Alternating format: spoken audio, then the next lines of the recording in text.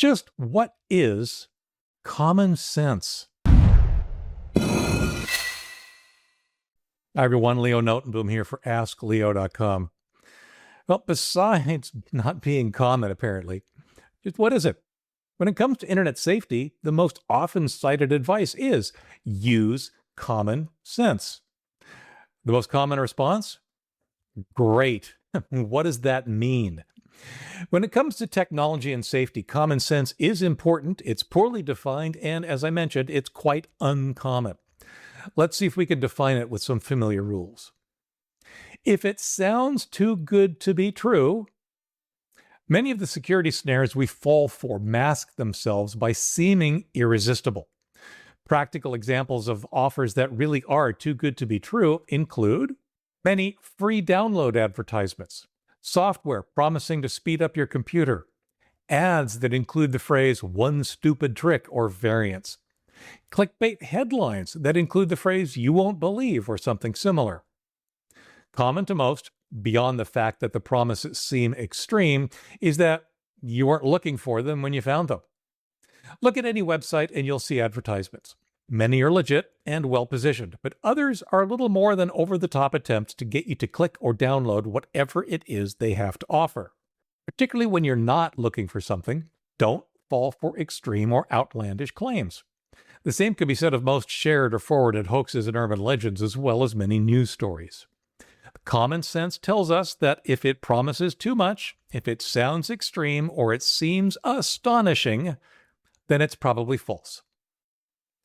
If it ain't broke, don't fix it. Whether following overinflated promises, such as I just mentioned, or out of desperation, people often do things that have nothing to do with the problem they're experiencing. They'll try to solve speed problems that they don't have. They'll try to remove malware that isn't present. They'll try to update software that they don't run. They'll try to fix problems that have nothing to do with their computer. That list goes on. I understand that each of those assumes a certain amount of knowledge. How do you know you don't have a specific problem? How do you know malware isn't present? How do you know that the problem you're experiencing is with the website you visit and has nothing to do with your computer? Fair concern. But if you don't know you have a problem, why are you trying to fix it? Turn that thinking around. Common sense means not doing something because you might have a problem, but instead taking action because you know you have a problem and not before. Research the problem first. Confirm you have a problem that needs fixing before you try to fix it. And I'll talk about research in just a minute. Free is never free. The Economist's old acronym is TANSTAFL. There ain't no such thing as a free lunch. That's exceptionally true online. Every free service has a cost. It might be the advertising you see, the mailing list you have to sign up for, the personal information you're sharing, or something else entirely. But there is no such thing as free on the internet. Now, people often fall into the free trap through advertisements of this variety. Free scan. Scan your computer for malware for free. And indeed, the scan is completely free. The not-so-free part? If you want to do anything about what the scan finds, you'll need to pay. It's a common sales tactic. Less reputable programs lie to you. They'll warn you of malware or other scary things that you don't have or that aren't issues, making it appear that giving them your money is the only way to avoid certain doom. That brings us to another really important point. Read what's in front of you. This frustrates me. It works like this. A program fails or just something goes wrong. The user gets frustrated or confused. It happens. The user then completely misses the fact that the solution was included in the error message or the descriptive text. Similar scenario. Someone gets an email. The first line is so outrageous that their reactions kick in right there, and they stop reading. As a result, they miss the text after that, which puts the statement in clearer context, provides additional information, and actually eases all the outrageousness. When something goes wrong with your computer, take the time to read what's on the screen in front of you. I get so many questions that could be easily answered had the questioner just slowed down and read those instructions in front of them. Now, I understand that those instructions are not always easy to understand. Honestly, I do. It's one reason that I'm here. But sometimes they are clear enough that just taking the time to slow down and carefully read them will help. Which brings us to the other side of that coin. Don't believe everything you read. Now, I'm a firm believer that people are basically good, but that doesn't mean that everyone has your best interest in mind, particularly when it comes to the internet. It's too easy, particularly in today's connected and information-rich world, to spread misinformation as fact. We all see it all the time. Misleading ads are really only one example. Misleading ads predate the internet by hundreds of years, to be honest. It's just that today's technology can make it difficult to distinguish that snake oil from valuable and effective medication unless we're careful. The internet can teach us how to separate overinflated claims from reality. It can also provide us with even more misinformation. It's on the internet, so it must be true is one of those statements that everyone laughs at because it's so blatantly wrong, it's laughable. Common sense tells us that because something is on the internet has no bearing on its accuracy. Yet, people believe random and misleading statements from vague sources with less than altruistic agendas. With information coming at you from so many random directions that are both trustworthy and unreliable, it's critical that we not believe everything we read just because it's been formatted attractively or on a site that looks authoritative. And that brings us honestly to the most important point of all. Above all, be skeptical. What's something that's very commonsensical? Question everything. Even me. Never accept information at face value, particularly on the internet and particularly from sites or individuals you've never heard of before.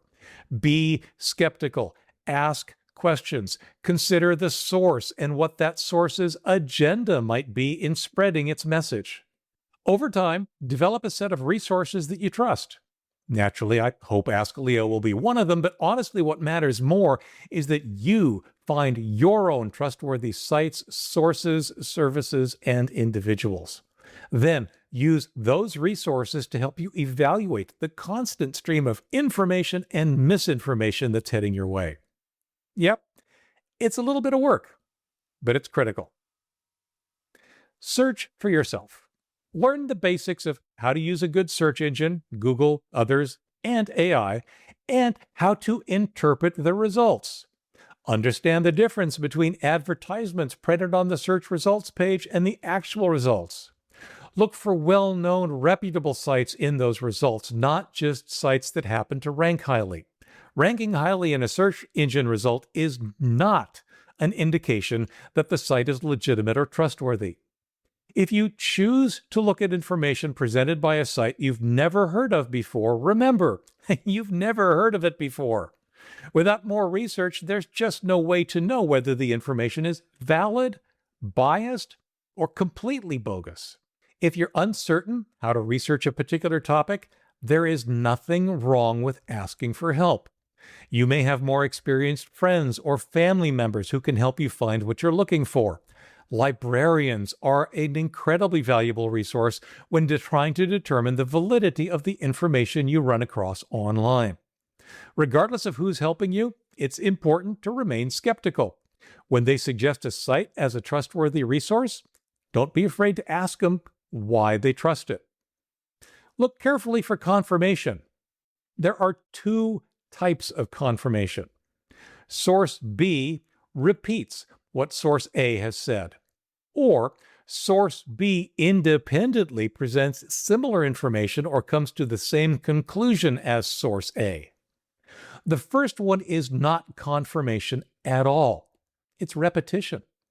The problem is when enough sites and so-called sources all repeat what honestly only one of them has said, it may feel like many sources have all come to the same conclusion.